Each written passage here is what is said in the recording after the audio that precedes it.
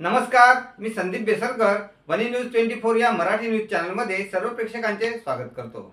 मालेगाव तालुक्यातील वरुड शिवारात 18 मे 2025 ला सायंकाळी 5:15 वाजताच्या सुमारास वीज कोसळून 22 बकऱ्या जागेवरच ठार झाल्याची घटना उघडकीस आली असून या बकऱ्यांची किंमत अंदाजे 3 लाख रुपये असल्याचा प्राथमिक अंदाज वर्तविला जात आहे।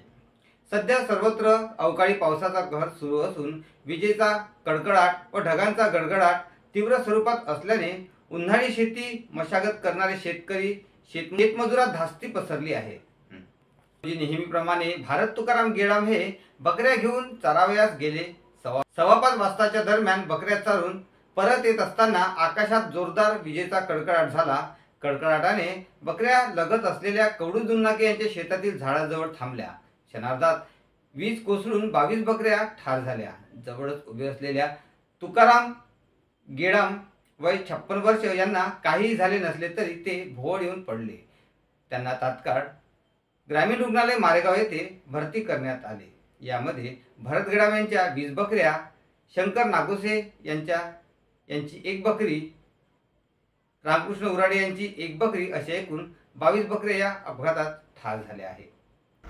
आज दिनांक 18/5/2025 रोजी सायंकाळी ठीक 5 ते 5:30च्या दरम्यान विजेचा कडकडाट होऊन मौजे वरुड शिवारात वीज शेळ्यावर पडून जवळपास 22 शेळ्या दगावलेल्या आहेत आणि शेळ्यांचे मालक भारत तुकाराम गेडाम हे पण किरकोळ स्वरूपात जखमी झालेले आहेत। ते स्वतः औषध उपचार घेण्यासाठी ग्रामीण रुग्णालय मारेगाव येथे आलेले आहेत। मी त्यांची भेट घेऊन विचारपूस केलेली आहे। वैद्यकीय अधिकारी यांच्याशी सुद्धा चर्चा केली।